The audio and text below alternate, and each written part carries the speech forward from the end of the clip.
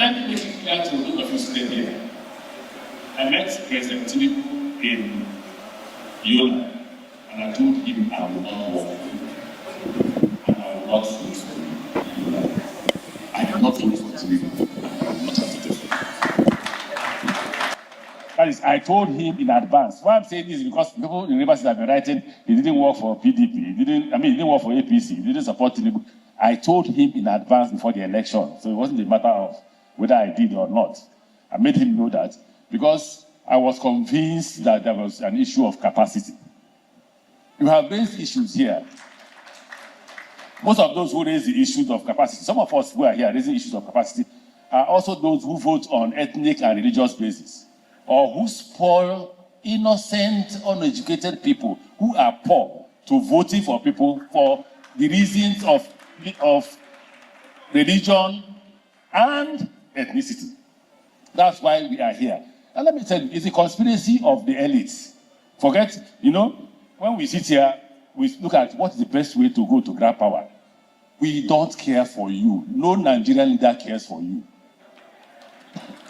And the reason why no Nigerian leader cares for you is because you will do nothing. You protested. At the end of the protest, the president announced increase in price of fuel because he will do nothing. It's an absolutely do-nothing society. You may not know. One of the reasons I commented was your level of knowledge. I respect people who are more brilliant than me. You, him, Professor Wole Soyinka, that's how the friendship started. The reason, I don't know figures, so you know figures. And I respect you for the level of knowledge of economics. In fact, if you are not here and I was a president, you would have played a prominent role in the government I will serve. I don't care where you come from, for Christ's sake. It's about moving the country forward. We don't want to move the country forward. If you're not ashamed, I'm ashamed. My passport was seized in Germany. I did nothing. My offense is that I'm carrying a green passport. They kept me for nearly 30 minutes, and I was going for a medical checkup in Vienna.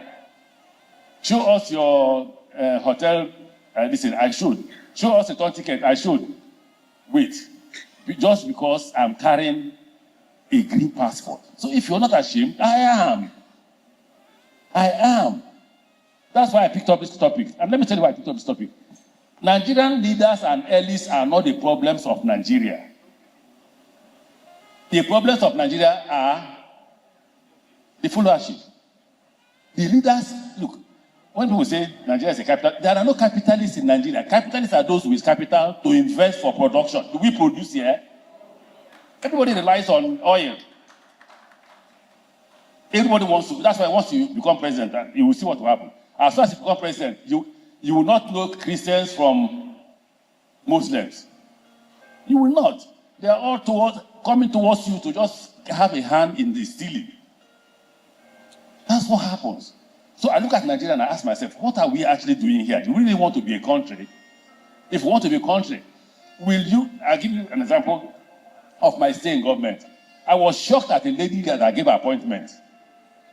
And I thought the lady was a destabilized Nigeria. Her only call to power was going to see the president and speaking Hausa, Fulani language. And I was ashamed. Very ashamed.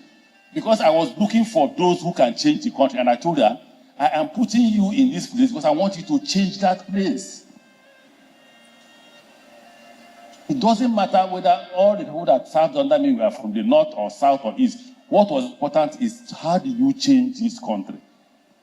Growing up, you as young men, I will tell you what you didn't enjoy.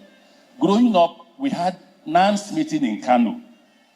We started the meeting 12 midnight, finished at 6 a.m. It's okay. Start, SSS does not arrest us. Each person go find your way back to BUK. We had it in a private house. I missed my way in Kano, but I don't know where is BUK. I only saw somebody, a man from Kano. Where is BUK? The person took me to Kano, BUK.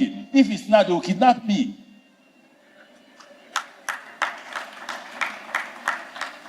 Look,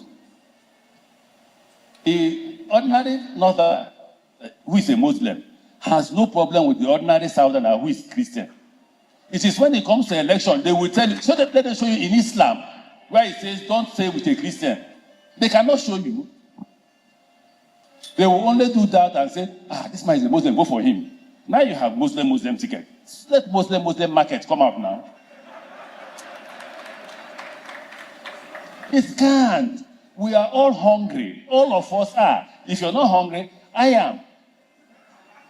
You may laugh. So for us, the opposition, if you want us to remove the man in power, we can remove him from this power. When we are students, we organized the Taisho Larin protest against Babangida. We organized protests against Buhari. And believe me, there was no north and south in the students. The protests that shut down ABU, University of Nigeria and Soka, University of Lagos and all that, the meeting took place in Kano. When we finished the meeting at night, everyone was told to go back to his school and mobilize school. Once the NAS president addressed a press conference, all of us were on the street. You will see a northerner, young, handsome northerner, with a young, handsome southerner, feeling free and eating the same kind of food. Today, we are poisoning the minds of our young men. Even them can't even liberate themselves. We were able to liberate ourselves. Whatever I am today in terms of radicalism is Dr. Chidamota. Because if you read sociology of literature, it's about Marxism. It's about socialism. Yes, there are also capitalist ideas. In Nigeria, there are no capitalist ideas, there are no socialist ideas among the politicians. It's about sharing. The quarrel among the elites is about sharing. So, sir, we want to submit to the opposition if the opposition can lead us out of this problem.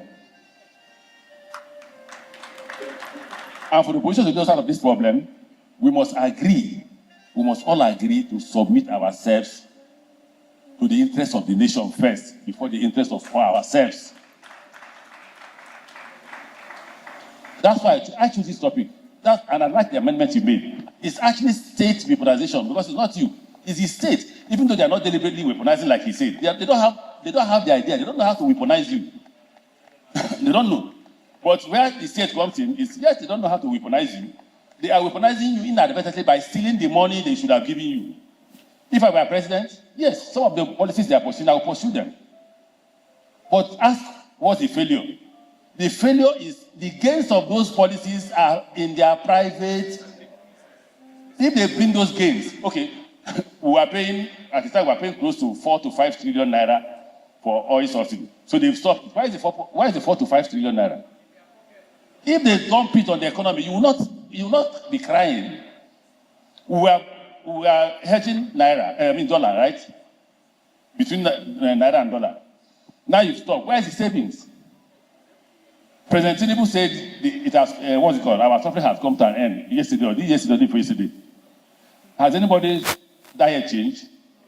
How many of you can buy a cup of garri at the rate? You know, the problem with Nigeria is, if you say the last president was very bad, the incoming one will be worse.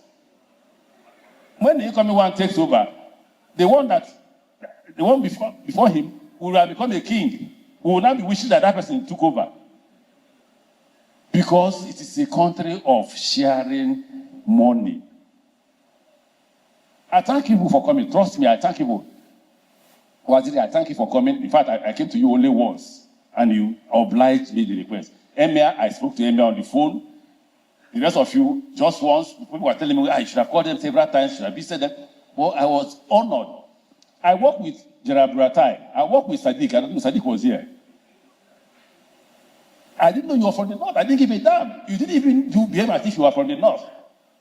Service, gentlemen, let's see that. How do we solve the problem of the river states on security? You remember when we came, there used to be roadblocks everywhere, until somebody called me and said, look, nobody will invest in river state if we see roadblocks. And I met people. People said, you agree with me?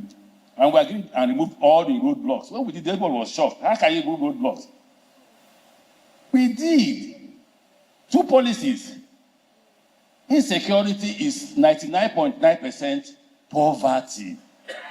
When Boko Haram started, they said, they were anti-Christians. Is Boko Haram not killing Muslims? It is because hunger does not know religion. So Boko Haram was not selecting Christians and killing them. No.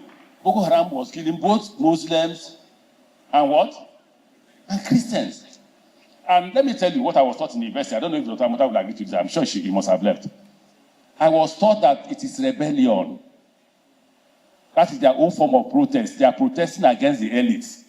So because they are protesting against the elites, they can't catch the elites. The elites have guns. Here, if you see the number of guns here to protect all of us, not to protect you. So when they look at us, they can't catch us. Who did they catch? They are fellow poor men. And when I was governor, when there is an increase in insecurity, I know there is no money in the system. Where is Commissioner for Finance? He became SSG. He's here. What do I tell you? I said, go and release money. Pay contractors, pay salary, pay money. And once you pay, insecurity will do what?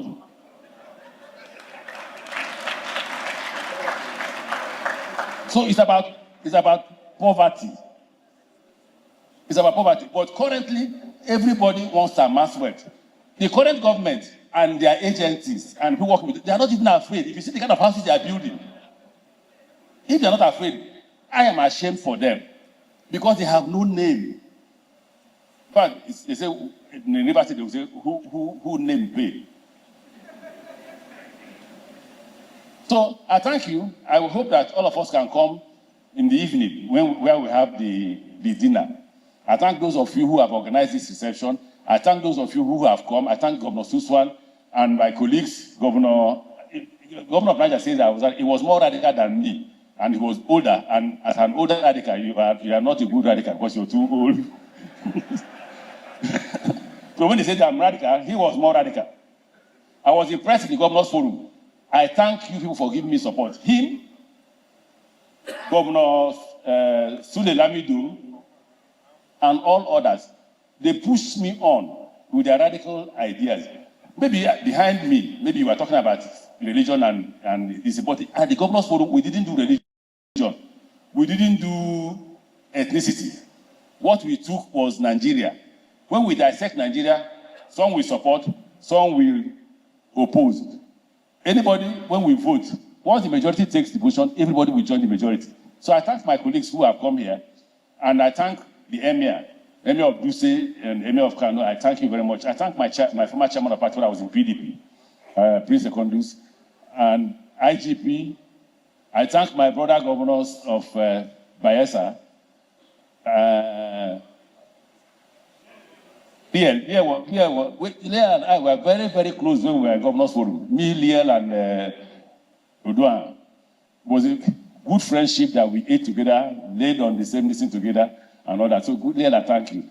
I thank all those who have come from River State for this show, for this thing. And then today's dinner will be the last ceremony we will have. Once more, Your Excellency, the former Vice President, I'm grateful.